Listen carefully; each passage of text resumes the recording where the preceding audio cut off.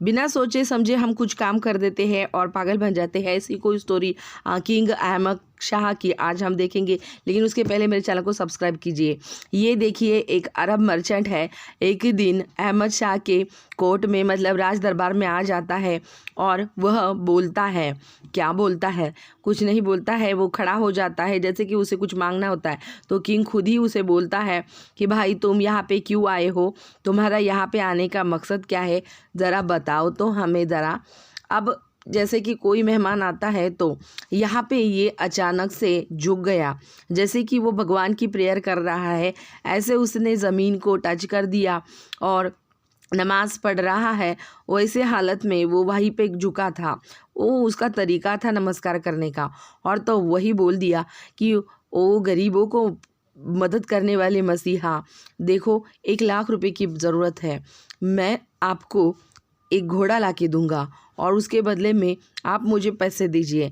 मैं आपका स्लेव बन जाऊँगा और मैं आपकी चाकरदारी करूँगा, आप जो बोलेंगे वो करूँगा। एक घोड़ा है मेरे पास और मैं बहुत दूर से अरब डिज़र्ट से आया हूँ, तो आप मेरी मदद करेंगे ये मुझे पता है। अब जो अहमद शाह है राजा, वो तभी बोले बिना सोचे समझे, दे दो भाई इसे, जितना पैसा ये मांग रहा है दे दो। आखिर दुनिया में क्या किसी के पास होता है, जो है वो सब भगवान का ही है। और ये जो मेरा फ्रेंड आया है इतना दूर से, ये क्या चोरी थोड़ी ना करने आया है, भीख तो मांग रहा है, मांग ही तो रहा है, घोड़ा ला के देने वाला है।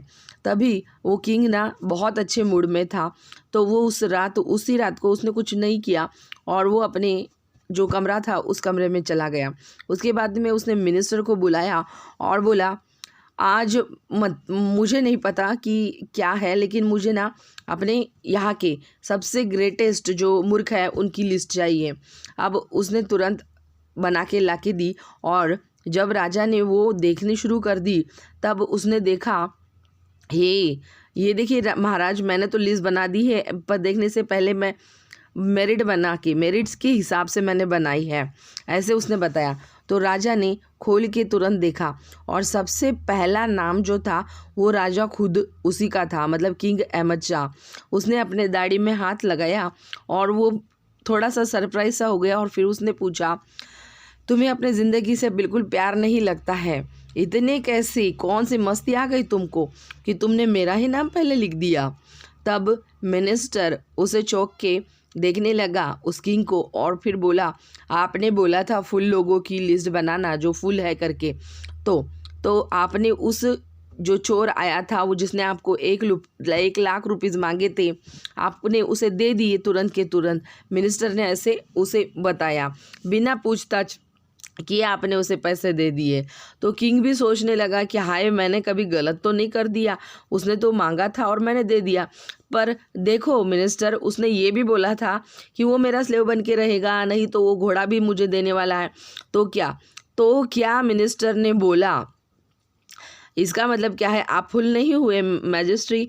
अरे महाराज, ये क्या हो जाएगा, अगर उसने घोड़ा ला के दिया तो इसमें से आपका नाम मैं कट कर दूंगा और फिर उसका नाम वहाँ पे लिख दूंगा।